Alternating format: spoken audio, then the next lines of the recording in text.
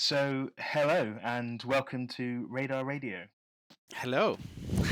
Hi. Hi. You're here with Ash Cook, and I'll let the other guys introduce themselves. Yeah. So also you got me, Joe from Radar. And me, Catherine from Radar. And me, John from Thanks Euroblast. for joining us, John.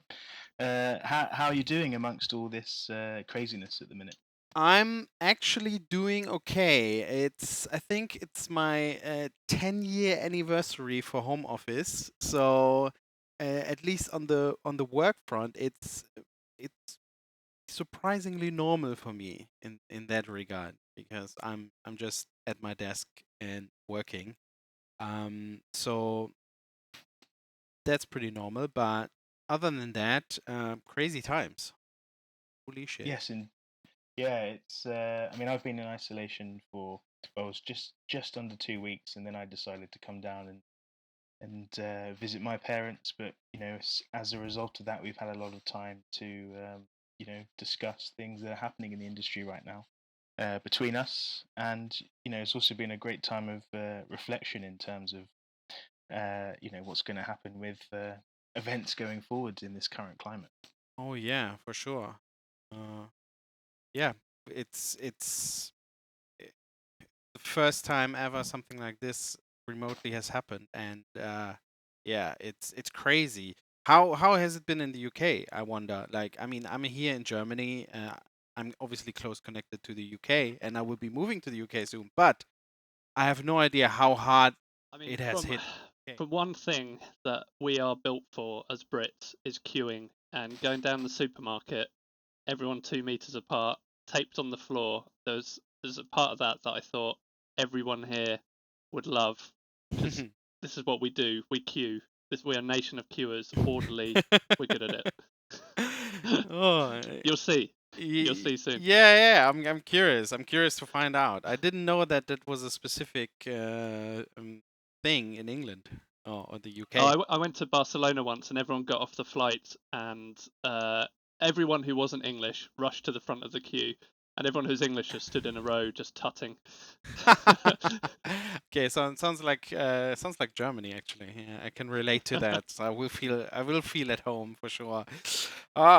Interesting. But I do remember saying to you at Euroblast once after we'd been to a couple of Euroblasts, and we observed that even if there's no car anywhere on the road, people wait for the green light. And I said to you, like, John, can you cross? And you went, oh no, very illegal.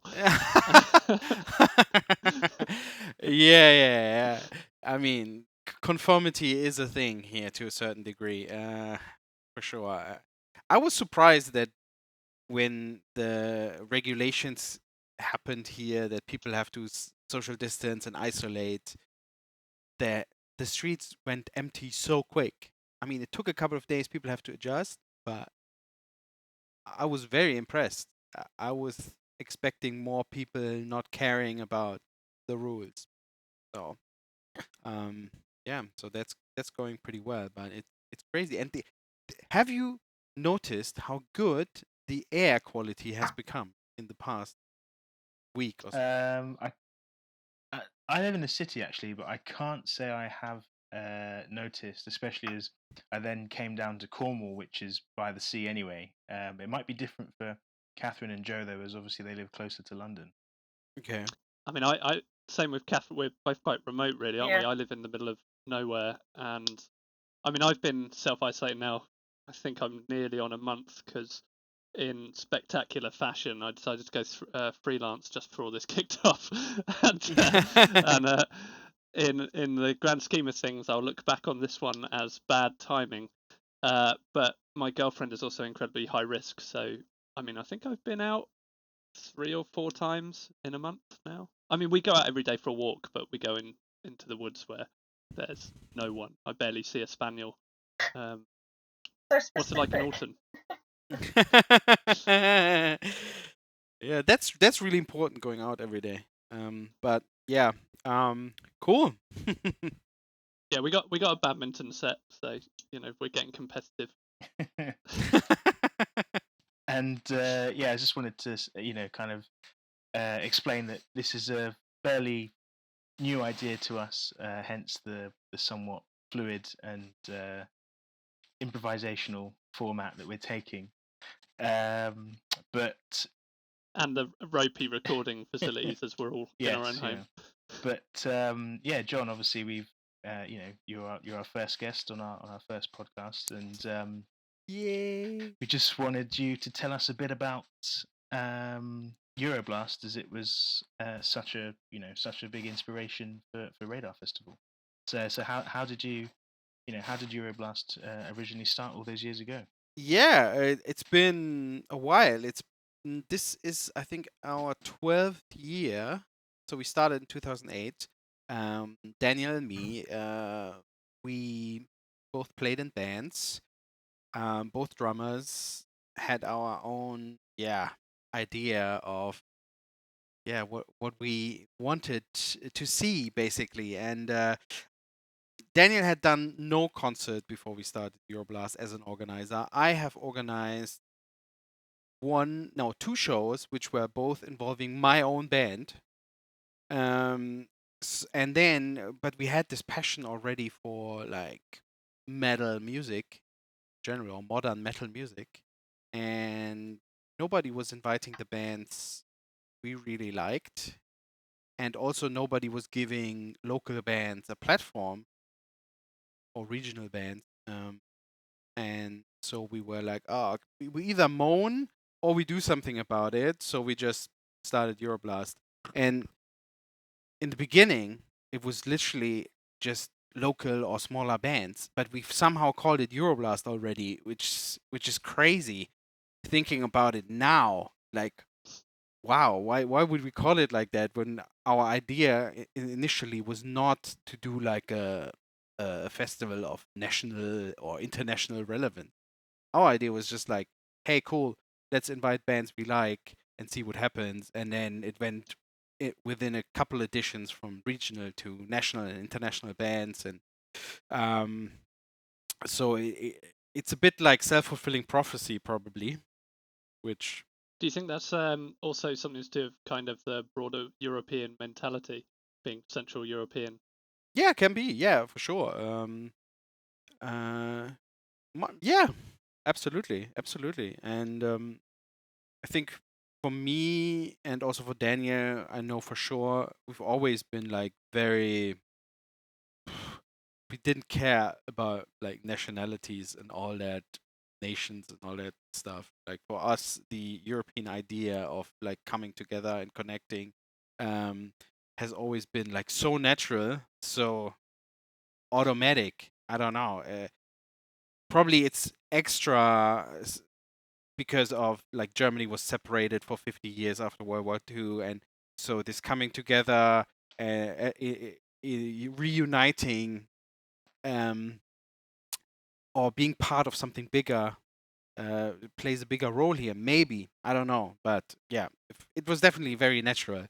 And yeah, for us it was Euroblast was really just, hey, let's do it, let's invite bands, let's have no idea what we're doing. And yeah, so we had the first Euroblast in a venue that was under the bridge close to the central station, like a 500 cap venue that we definitely did not fill. And I think we had 220 people for first Euroblast, like that. And it was like costs, I think, 10 euros or 15 entry, cover charge.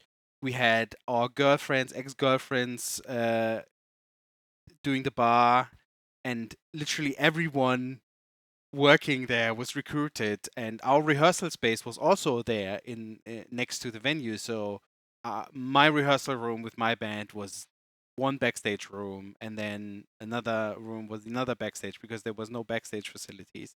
So it was as do it yourself as it can be. I think there's no venues anymore even that nowadays that could handle something random like that. Yeah. Mm. Yeah. So that were pretty much the beginnings. Yeah. And Of So what was Euroblast. it? The first, sorry, I'm talking over you there, Ash. The first one I went to was 2012, Live Music Hall and the Underground. Yeah.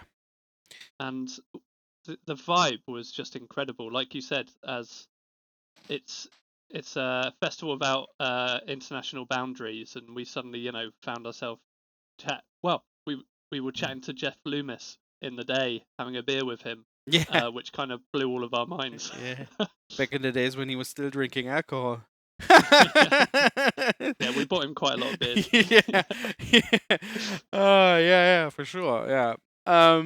Yeah, I mean, I think we just took our lifestyle one-on-one and poured it into the festival. And because from the start it was not business, or it was never meant to make money or anything. It was just literally just like, hey, let's bring cool music. Let's ask all our friends if they help us. And then that's exactly how it happened. And that's still how it is today. It's literally still the same. It's like all the people we know here help. And yeah, which brings a lot of chaos with it, which is sometimes annoying, sometimes great, but um, I think that's like very much at the core, that we're not professionals. I think that's the biggest realization of this year I had, that from the outside it might look a certain way, but we don't consider ourselves professionals because we don't live from it. We don't do it, as our like main professions. We just do it, and we have a lot of experience in it because we did a lot of mistakes. We lost a lot of money and had a lot of crazy things happen. But yeah, uh, now it's already 12 years later, and I don't know, 16th edition is to plan to happen this year. Yeah, what a wild ride. What was the kind of turning point for you in terms of when you realised that this was something that you wanted to do, continue doing, and growing? Mm, I mean, it was a very continuous process, but trying to think if there were really special things happening. um, it potentially was the community early on. I mean, in 2010 and then 11, 12, it was so early, and a lot of the bands which are now bigger, we were just like hardstyle hanging around in Cologne at an event there, where there was no other event like that in the world, pretty much. And we had like freaks traveling from, I don't know, from the US over or something like that for a really small new event, which was really crazy. And so the we did like the in 2011 and 12 we did like the warm up parties at my place here in this flat where I'm right now. Like the warm up was here with 100 people. It's like, and then Vidyata was here sleeping here, and Uneven Structure was sleeping here, and it was just super rock and roll. And then at some point, um, I was just late at night. I was wanted to go to bed, and I had a girlfriend at the time who was living, I don't know, 10 minutes from here, and so I was just like, I remember going to Daniel Edel, this one of the singers from Vidyata, and just gave him my key and is like, hey, you can see everyone to bed, you can party on, just do your thing, here's the key if you want to go out tomorrow or something like that. See you in the morning or something like that. Yeah, so and that, yeah, and people were just so happy and so excited, and also people that came over as visitors, and that, you know, some of them traveled like so far, or with a car or bus or trains or planes, everything. And I think this gave us a lot of energy to just continue and just keep on rolling and see what's possible. Yeah, it's definitely inspiring. I mean, Catherine and Joe will be able to comment a little bit in more depth than I will in that respect, because I came on board somewhat later into the pipeline. But it's I look back on 2019 and think like, wow, that was in my top 3 moments of the year. And I want to relive the rush of running around sweating from places I didn't know I could, making sure the festival operates. Yes. Oh God. Yeah. Radar was so cool. I mean, your event was like 10 million times more professional than all our first events combined. That's great. So very impressive. Like, I yeah. think we've been watching and learning for a long time, because Catherine and I we worked at a festival in Guildford called Guildfest for many years. We used to run the stewarding there, and then also I did a festival called Always the Sun, where Catherine had one of the moments of her life watching me go to first aid. And, It's honestly one of my favourite ever things that's happened in our friendship. I did a hot wing chili eating competition, and the chili was so hot I streamed tears for a long time, Oh which is wow. so there's a lot of photos Catherine has that she what did you say, you look on to cheer yourself up? I have a photo of you crying as one of my revolving desktop backgrounds, because when that popped That's up, I amazing. just think, today's all right, fine. And then the chili was so hot that I threw up, and from the fumes of my sick, I couldn't open my eyes. I went blind and had to go to first aid. And Which I announced continually. at which point, whoever was with me, it was Miggs, wasn't it? Yeah. Miggs took me there and said, "This is one of the organisers. He's blind from a chili eating competition." I was continually announcing to all the stewards that they could find Joe crying in the first aid tent, and honestly, as a professional highlight, I've yet to find anything as satisfying as that announcement. Just the immediate support of all of our colleagues, in the sense that we could gather together to witness his pain without any sense of guilt or upset towards how terribly he was suffering, as one, was one of the most unifying team building things I've ever seen.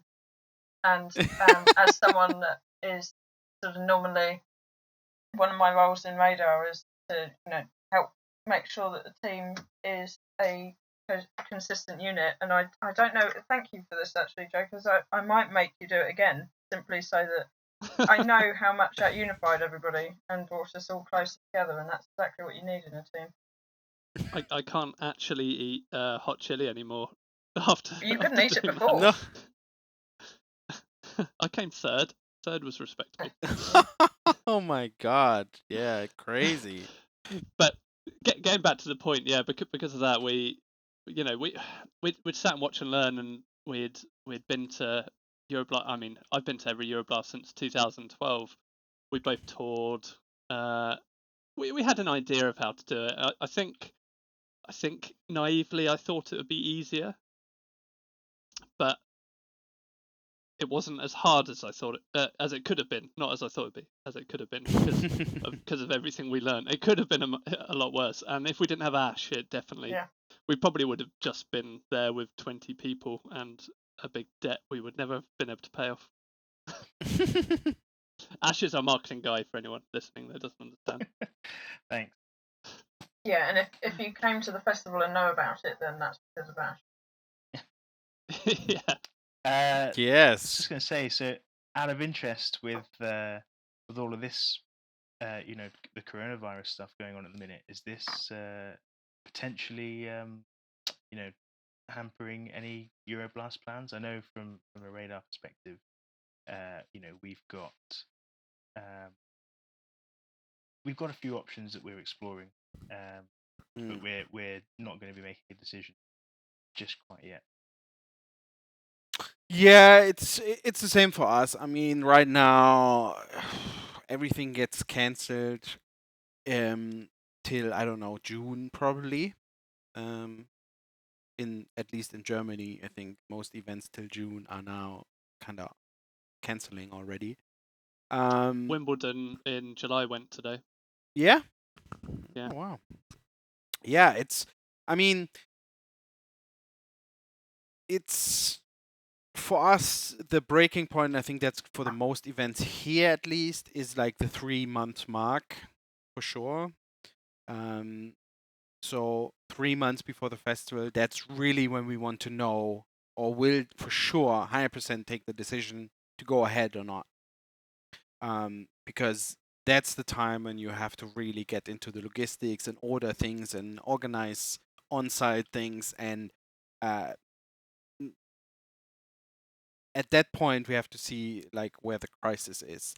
At this point, I expect this whole thing to take longer than we all want. Um, that's Yeah. that's my expectation. Um, I mean, has it affected you outside of Euroblast? Because I mean, so to give you an example, actually, I've recently been furloughed from my role working in a national promoter because yeah, the vast majority, in fact, every single one of our shows up until July has been postponed. Uh, most of them have been rescheduled, but a lot of them have been outright oh cancelled as shit! well. So So you got laid down basically work-wise. yes, yeah, in short terms, yeah.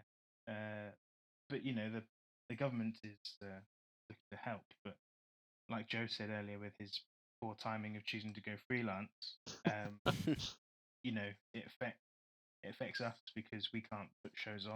And then we have to provide refunds, or we don't get the income and the ticket sales from the venue because the show has been delayed to later on in the year, where we need that money to, you know, for keeping our cash flow healthy. But then likewise, Yeah. we can't, you know, we can't employ freelance designers because we haven't got any shows to go on sale. Yes, of course, of course. Oh, yeah. I mean, at least there's two things. Obviously, the one thing is all people working in the music industry, live music industry, or live entertainment industry, however you want to call it. Um, I mean, that's super heavily affected right now. You are as a marketing professional.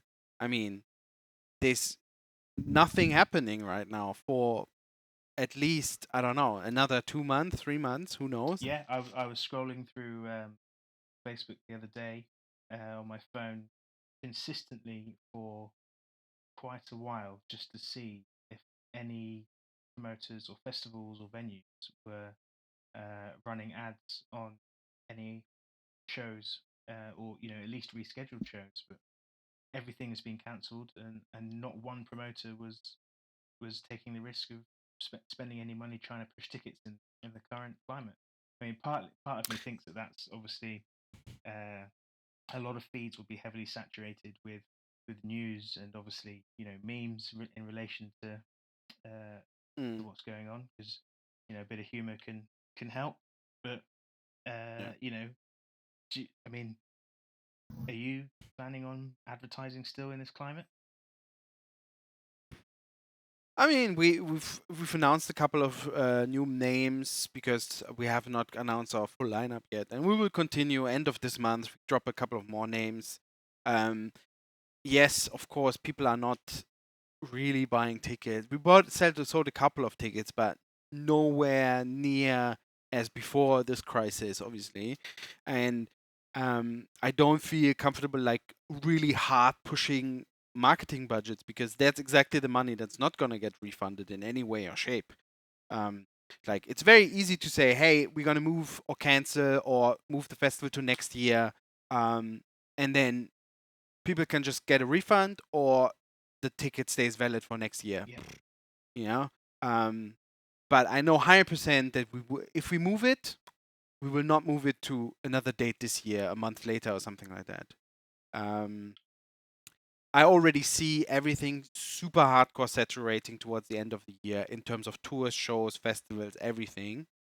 So I already think it's heavily affecting us, and by the amount of things that are already getting rescheduled into the whole October, November, December timeframe. So I would, if we would have not had it set in stone yet and running and being obviously the annual time frame where we do it, like first weekend of October is always Euroblast um, uh, area, or like last weekend of September. Like there's always a little bit of wiggle room, but I would definitely like try to move it way further, because I don't see people like even if the crisis ends in, let's say, June, July, August, whenever. There's a lot of people that don't have money. A lot of people lost their jobs. Mm. Yes, people want to go out, but people also have to take care of their own lives. And I don't suddenly in September. There will be shows every day because everything gets so stacked up. And then people have to take decisions because they don't suddenly have more money, but everything is like so much stuff is happening. And then a lot of people will just also be like, hey, I want to see my friends and family and all these. It's very uncertain for me what's gonna happen in that time frame, and how the people, in what situation the people will be. Maybe the people will just go crazy and go to every show because they are like drained from live music experiences. But what do you think? It's hard to tell for me. Yeah, I mean, I don't know if Joe or Catherine have anything from their kind of different areas of the industry that they're involved in, but certainly for what I can see before I was furloughed, yeah, quarter 4 is going to be extremely busy for in the whole world in terms of tours and even just individual shows and larger shows and small festivals that are looking to reschedule. It's going to be extremely competitive. Yeah. Yes, you're right in terms of that people aren't going to have the expenditure because they potentially lost their job, their income, or if they haven't and they've been furloughed and they're receiving a percentage, they haven't been able to save as much money. And I actually genuinely think there also might be an element of fear still involved in terms of people Oh, yeah. potentially being reluctant to um, to go back into large spaces just in case, because they haven't found a cure or a vaccine, and they haven't done much research into the virus in your body after you've recovered yet as well. So, there's the whole definitely. I think there's definitely implications that will last into next year. Can we I have just this really yeah? weird. Oh, sorry. No, John. sorry. I have Keep this on. really weird image of sort of events starting to happen, and it's kind of like, have you seen what's the Will Smith vampire film, zombie vampire film? What? Uh, I didn't know there was Yeah, what? something like that. I Am Yeah. Legend. That's it. Yeah, It's yeah, from yeah. it's from a really good book, The Omega Man. But and you know how when they're trying to evacuate, everyone's getting scanned, and I kind of have this sort of image of when events kick back, kick back on, everyone be coming in, and they'll be getting scanned coming in. So radar, we'll have 1,500 people walking through the door, getting an eye scanner, taking their temperature. Oh no, you can't come in. So I'm really sorry. Well, they're doing that in China, aren't You're a they? bit too warm.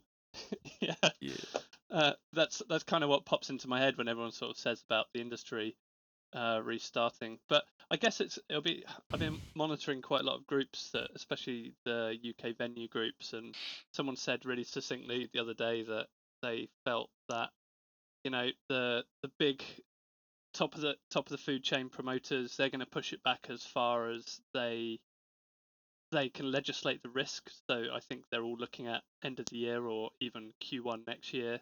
And then as you get down to the smaller venues, and I mean, I class us as Radar as a small event. So, we're the ones and the venues that you'll see spring into life as early as possible. because they have to an extent. Venues more than us, because we could postpone and we'd be okay. But all the music venues around the country and Europe and the world need to get back going as soon as possible. Oh, And then yes. all the local bands will start doing gigs, and I think my gut feeling is there'll be a big wealth of support for it, because people don't do well being cooped up for long periods of time. And I mean, I already have a chat with Ash and a few other people, and we were like, as soon as this is over, we're having a big party just to Yes. Yeah. get people in one place. So who will maybe some lucky events will be the first ones that could be the first parties. But I know what you mean. Like, money is going to be definitely an issue.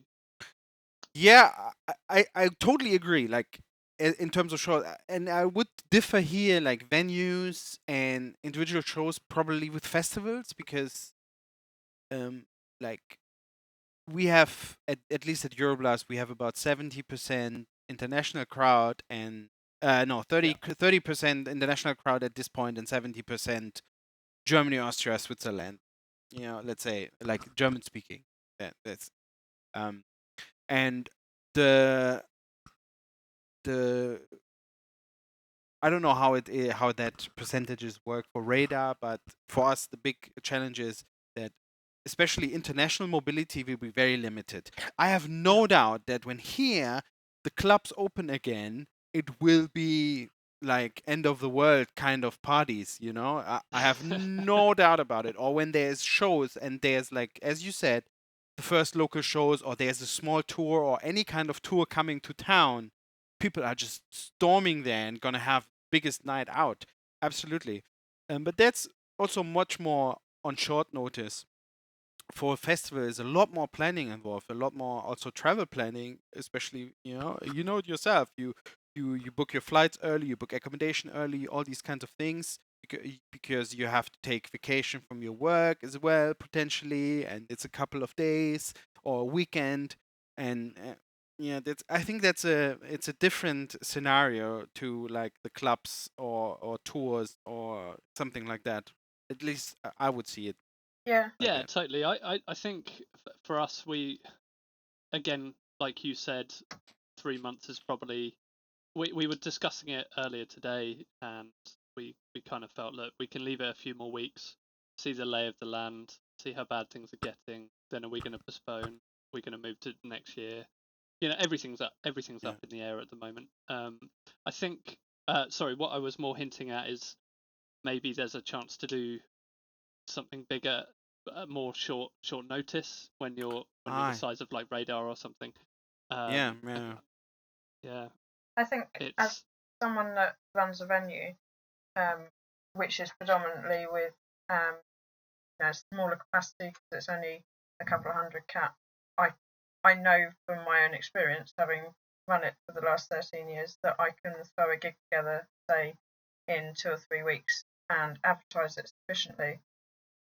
And as you say, people Yeah. don't need to make travel plans to go down to Walton as much as they do to travel to Germany for a festival. So I think that is a far more flexible format Yes. that will bounce back a lot quicker. Yeah, our test, just like yours and probably everyone else's, can people travel internationally? Because we had everyone come, just like Euroblast, come to Radar from Australia to America, which was wonderful for our first year.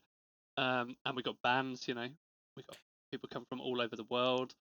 Yeah. And then can we do mass gatherings? So those are the two things. But Yeah, yeah. I mean, they are doing a lot of, at least in Germany right now. There's a lot of talks about like data analysis in terms of, hey, maybe we can soon open the schools again, but limit all public events. And right now there's a lot of research happening in terms of um, how can like the risk groups be efficiently isolated while there are other parts of society can get activated again.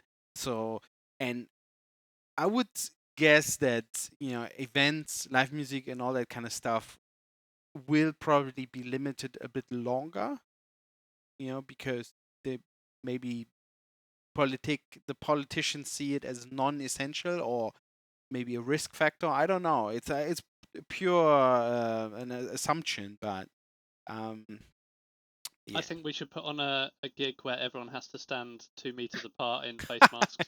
Hey, have you seen what Wacken suggested? I think Wacken did a press release today. I mean, they're the biggest metal festival in the world, I think, or at least in Europe. And they said like they give one of these balls to everyone, like the big plastic balls that you use to roll down a hill or something. Absorbing Oh, thing. Zorb. Yeah.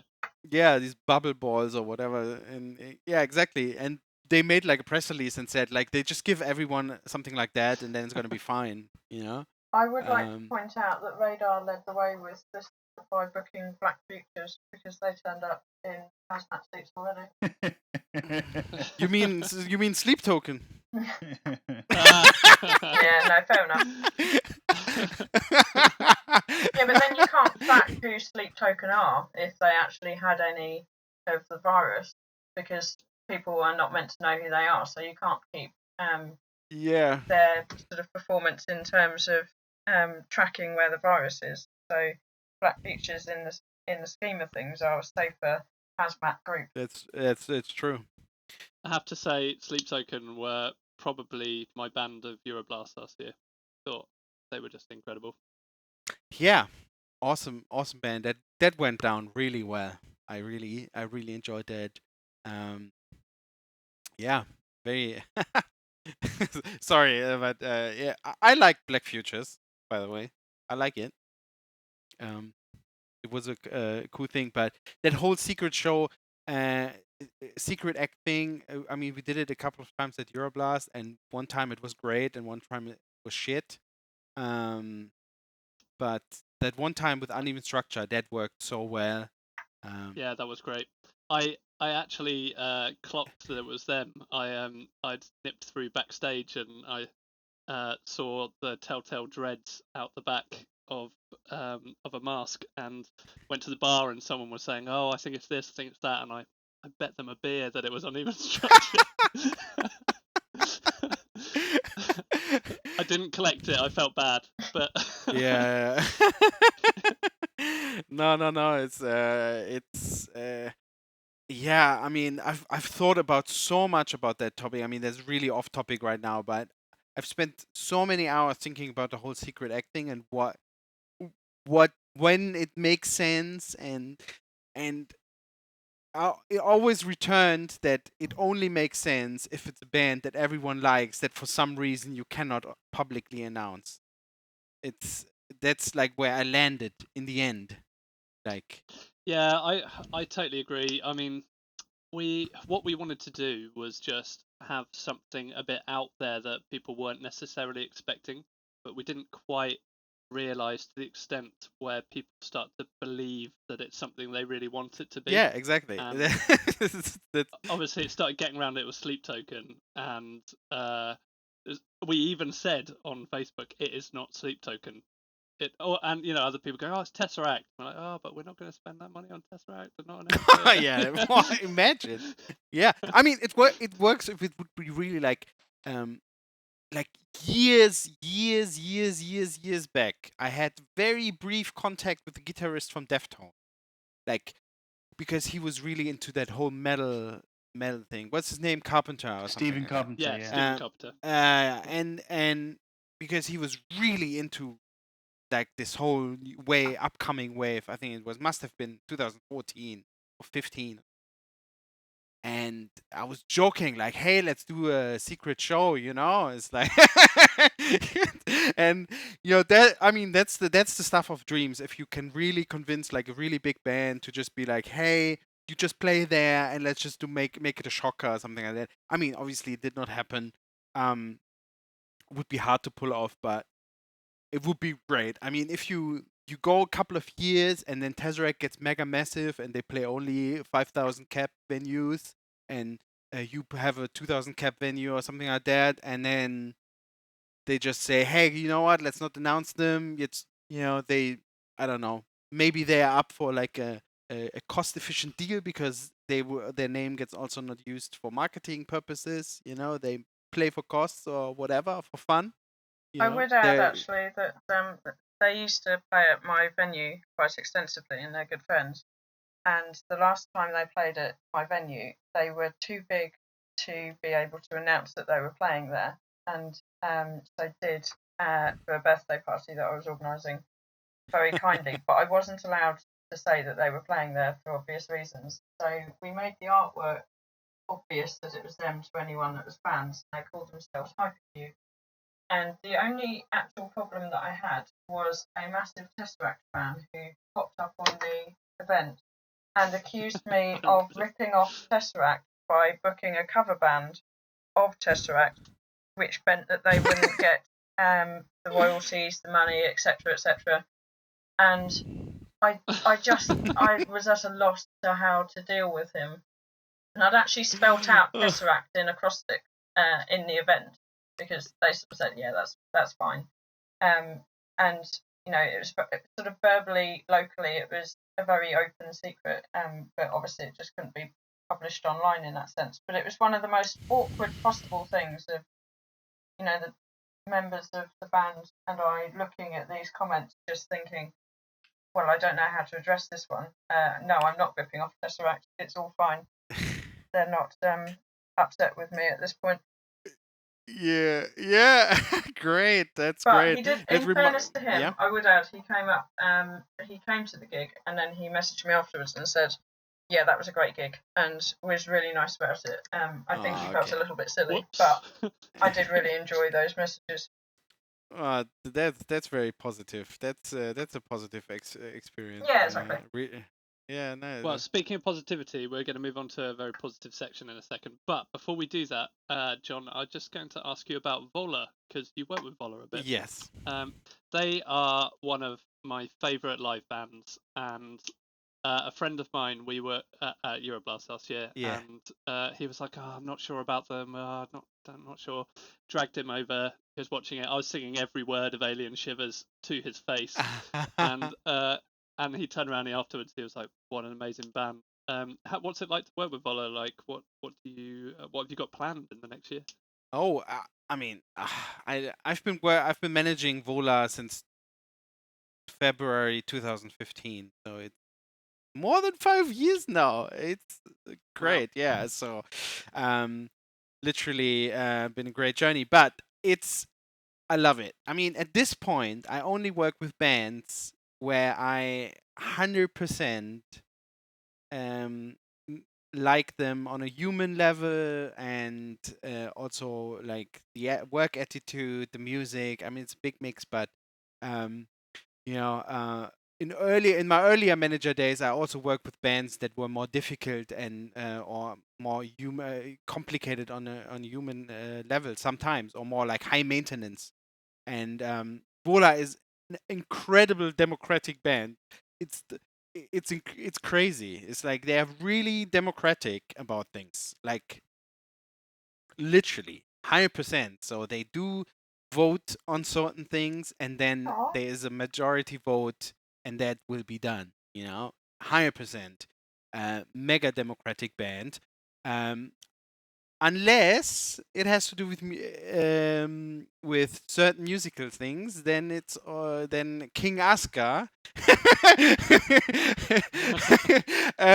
Yeah, but that's just like, but that's also normal, and it's good because you always need to have maybe one person in. I would say in 99% of the bands have one person that has maybe a bit more of the musical perspective overview. To bring everything together. So, but yeah, that's just a side note. With the next album coming up, how excited should we be if we love the last album? Oh God. So, yeah, I mean, I did a session because they're recording right now. Drums are recorded, bass is recorded, and now it's all about recording guitars, vocals, all these things. So it's a very exciting process. And but the last time I listened to the demos of the tracks, I think I started crying. So it's it's okay. Good. I can't wait to hear their version of OK. No, it's gonna be mega, but I don't want to like totally overhype it. But for me, it's already gonna be the best Vola album ever. Now there's some tracks on there which I think are just out of this world. From a songwriting perspective, from what's the English word, like dramatical, I don't know, the Yeah. yeah, the songwriting, oh my god, it's like it's really good, and it's it's gonna be still a little bit till it comes out. Cannot unveil the release date yet, although it's set in stone. Uh, Maybe after the call I tell you. And but yeah, so that's the plans we have. We have some really cool tours and things lined up actually, but for now till the end of the year. But a lot of these things seem to be not happening now or very uncertain. So it's difficult to say. But we had a I couple think of after all of this happens, let's just say collectively everyone is writing off 2020. 2021 is shaping up to be a really good year. Oh yeah, I think so. I absolutely think so. But to close that Bola topic a little bit, there is obviously a couple of new elements in there as well. So there is surprises. So it's 100% Vola, but they always try to do something a little bit differently. So yeah, there's gonna be a few surprises, and I think that's a good thing. Yeah, I got hooked from Smart Friend. Was that the track? Yeah. And I really liked how heavy it was, and I thought, oh, this band's great, and checked them out. But it was the lighter stuff, Alien Shivers and Ghosts, that really got me. Those were absolutely stunning tracks. See, I'm John's going to laugh at this actually. But, I was randomly browsing It Gents's YouTube channel and discovered um, The Same War, and I'd never heard a riff like that, and I was just absolutely blown away. This was about June 2014, so I think the album had just come out, and the first album had just In Mazes had just come out, and Then it must have been 2015 because it came out 2015. oh right, okay, or was it? Oh right, It came out February 2015. maybe 2015 then. Okay, and I went and bought. Not maybe. I think it was Right, definitely. went and bought the album straight away on Bandcamp, and yeah, I showed it to the rest of the guys in Vallis. Showed it to a few friends, and then about 3 weeks later, they were just everywhere. They were just everywhere. All of my friends were really into it, and I was so proud that I'd got in there first. Yeah. Before it was Yeah. cool. Yeah. But yeah, I wasn't disappointed with the second album. Yeah, big fan of them. Oh, I love to hear that. That's so cool. Now it's yeah, I feel very humbled, and I'm in love with the guys, and it's just like yeah, I'm so grateful that I'm able to um push their careers and help them manifest all their hopes and dreams and goals with the band. Yeah. Yeah, I can't wait to see them live again. They just were fantastic. I missed them at Radar. Unfortunately, I was kept busy somewhere else, which was really annoying because it was one of my favourite bookings. I mean, I love all my children equally, but want to see them Yeah. perform. And then seeing them at Euroblast. And one thing I've always said about Euroblast is the sound quality. There's nowhere to hide at Euroblast. Like the quality of the production that you have there is so fantastic. Thank you. And they just sounded. I don't want to say record quality because that's not kind of right. It was the best I could have ever expected from a live performance. I was definitely swooning a bit there. Yeah, definitely in love, like you say. That's really cool. I think they're a bit harder live than on record. like a little bit, but in a positive way. Yeah, definitely. More Definitely. more metal, especially on the last record. But yeah, it's like I think we could technically do like a whole talk just about music and all these kind of things. I mean, there's so many things to talk about. Oh my god. Oh yeah. Anyway. Well, that's actually where we want to go next. We want to know what you've been listening to, and obviously we'll share what we've been listening to as well. Because during these times of isolation, I've stumbled on a few gems. But I'll let you guys go first. Oh, that sounds very exciting. Joe, Do you want to lead, Catherine?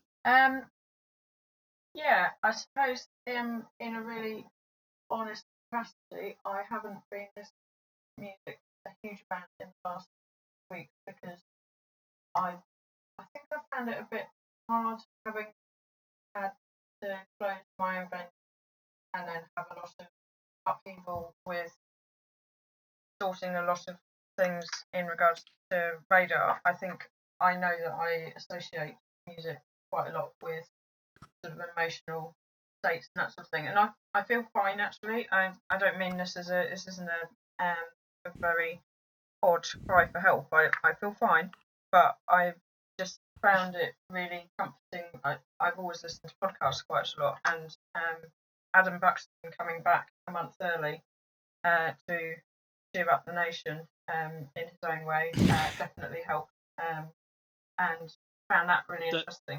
The Holy Trinity Buxton one a while back of Adam Buxton, Joe Cornish, and Louis Yes, Theroux it's great. was the podcast moment of the century. Yes, the Christmas ones that they do always make me incredibly happy and miss the Adam and Joe days, so it's quite a nice retreat. Having immediately just said that I'm not listening to music that much, I would mention that Corey Wong released an album not too long ago, and I have been enjoying that as well. But yeah, I think I've sort of focused a bit more on podcasts and that sort of thing because in terms of my day to day, I suppose it hasn't really changed a huge amount because I work from home in the sort of 9 to 5 format, similar to my general day. Is this a Dolly Parton segue? No, not today. But so that hasn't changed. It's I'm obviously not going out to put on the events at the end of said week, which is the main difference, obviously. But it's been quite a nice thing having podcasts because it's that thing that you've instantly got company in some ways, haven't you? And it's I know exactly what you mean. I listen to music when I travel. So when I'm driving, I'll go through albums and albums. When I'm on the tube, every opportunity. When I'm out and about, I listen to music. However, being home all the time, I start trying to listen to the radio a lot more. But as soon as Bono started doing a song on Six Music about coronavirus, I turned off the radio and I haven't listened to it since a week ago. That's a very fair assessment. No, podcasts are great. I mean, I would say but probably that's also an age thing. It's like, but I would say that the portion of the relation of amount of podcasts and amount of music I listen to has definitely in the past 2 years more increased on the podcast side in general. Like, but there's a couple of really cool records that came out recently. So what have we missed that we should have not? I think like a band, something that I think is really cool. Probably not everything's taste. I mean, I've always been a huge electronic music fan or like electronic infused stuff. Same with Daniel. We always tried to push it at Euroblast, but there's this Italian band which is in quarantine right now, which is called Master Boot Record. And they just released an album last week, and I think it made it into the top 200 Billboard charts in the US, even insanely. Really cool band. I remember when we that we wanted to take them out on tour like 3-4 years ago with the Algorithm. Actually, it's yeah, they are on Metal Blade. It's like an electronic synthwave metal thing, but it's pretty cool. The artwork is cool. The whole universe is nice. That whole floppy disk thing reminds me of when we did actual floppy disks for an Algorithm album a few years back. So that's pretty cool. And in the same direction is a new Igor album, Yes. which has come out. When did it come out? Like 27th of March. So also like last week. I remember seeing them at Euroblast, and I'd never heard of them before. Didn't know what I was walking into. I just happened to be in the room. I try and check out as much music as possible, Yeah. and sing a caveman and an opera singer, and the most pounding dance metal techno. Yeah, that was an experience. Yeah, baroque black metal. It's also more metal now, I think. They have now a proper live band and live drummer and live guitars. But the new album Spirituality and Distortion also very interesting. There's a track with the Cannibal Corpse singer, a guest appearance with George Corpse Gynag Fisher, and which is that's like very big what the fuck moment if you listen to that track, for example.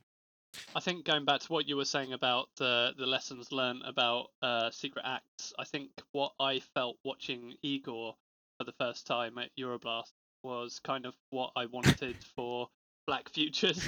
But obviously, as we've said, people have their own ideas what's gonna happen. But that's kind of what I said to Oh them yeah. beforehand. It's like I want shock and awe.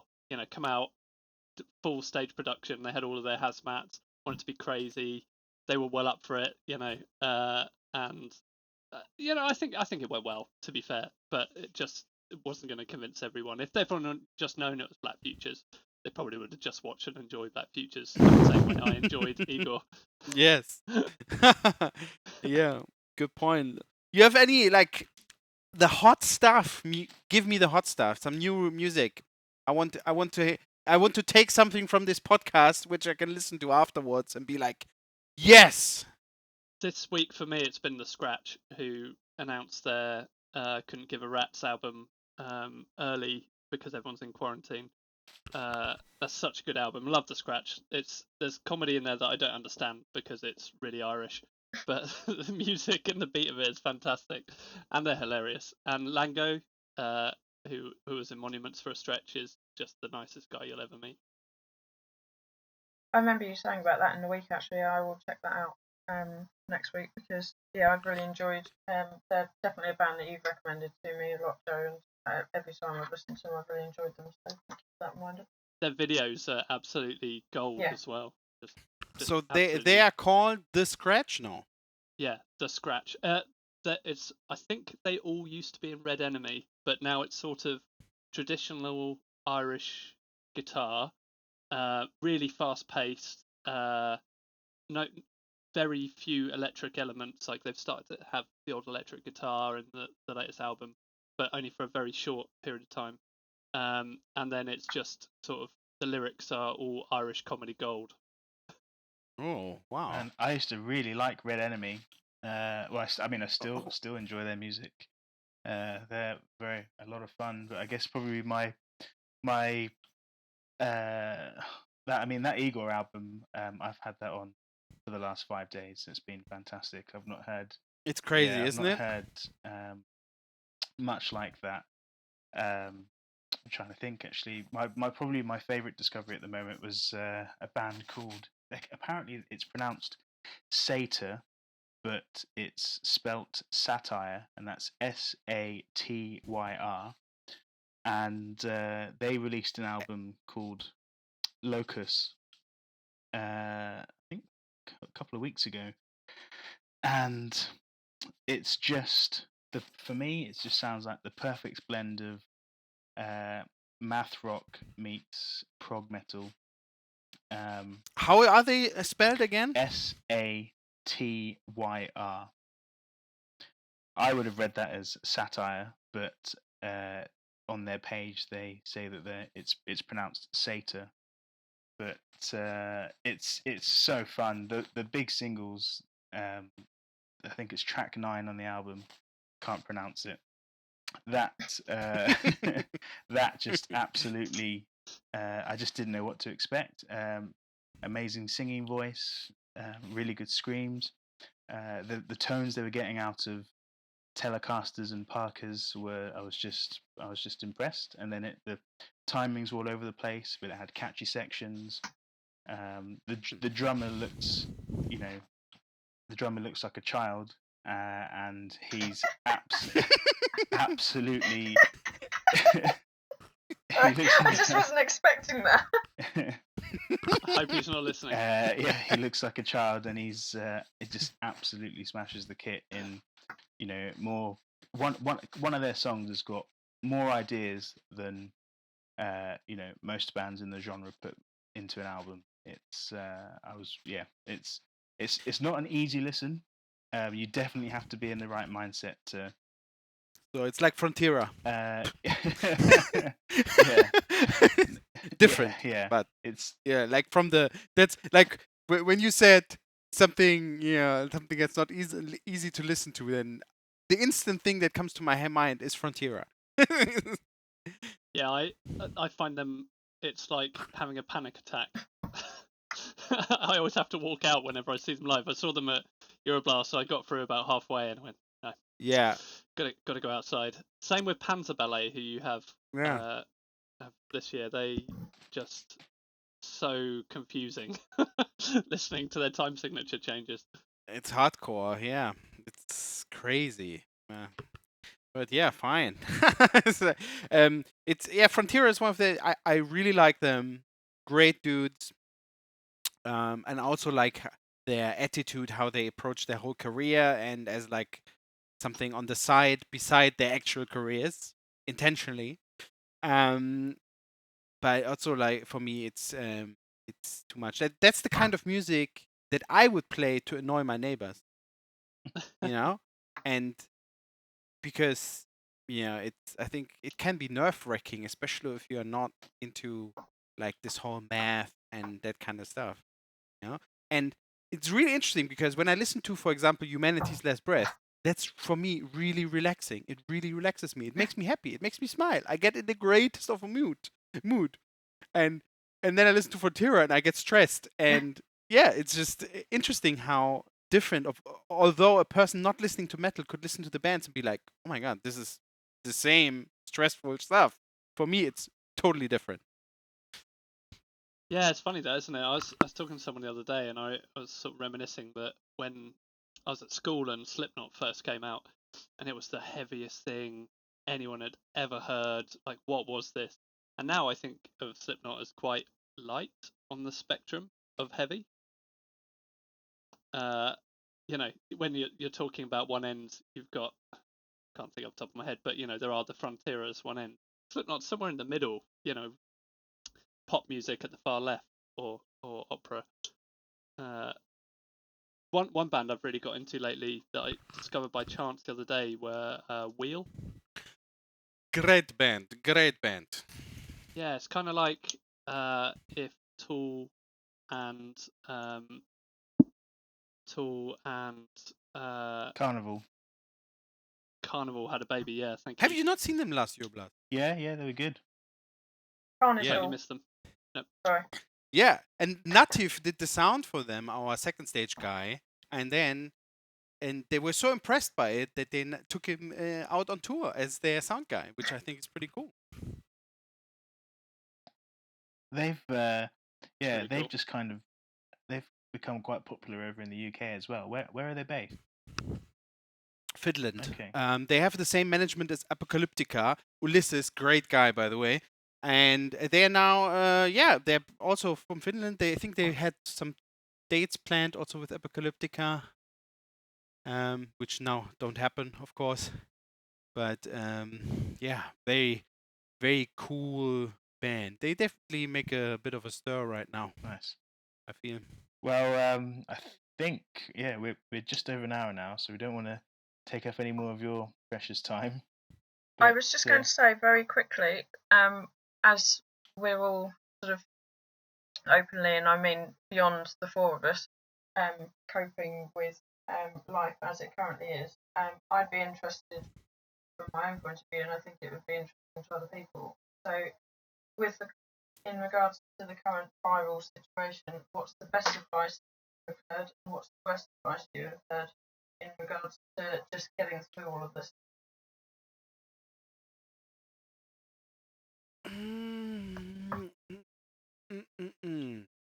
I think stay indoors. That's the best. That's the best. Wash your Yeah. hands. Yeah, those are solid. I've not heard anyone say much in regards to improving their diet or anything, which I think is kind of strange. People are saying this is a bit more than just some vitamin C tablets will help you fight it. This is a proper Yeah, that's a good point. nasty I haven't virus. heard anything like that either. Yeah, so that's been interesting, but I haven't heard anything bad. But yeah, definitely it's just limiting being with people. Yeah, yeah. I mean, I could not say like the best or worst thing I have heard, but I can definitely say for myself what I would advise from my experience, and that would be structure your day. Like I cannot stress. I mean, that's also because a lot of people work in home office now that usually don't work in home office, and I've been working home office for 10 years. So Yeah. for me, the most important thing about home office and thus isolation is to have a structure and a plan, a clear structure for when you do things, um, even if you're at home. Yeah, I think that's I really think good advice. that's mega important. So I get up every morning 8:30, and then I have my routines and this and this and this and this, and then the day go through. And I really like to have specific times. It's exactly like when we said that we're gonna record the podcast today. Ah, yeah, it's gonna be 6 there, and then I know and I can plan and mentally prepare myself. And I think that's very important to stay sane in these crazy times. Yeah. As like a positive I input. think that's a really important thing is as we touched on, having a similar working from home thing. I find that really useful to be able to, even the stupid things like remembering to eat and that sort of thing. If you get so engrossed in work that you don't, then the last thing you need at the moment is your immune system to be down because you haven't had lunch for 2 days running because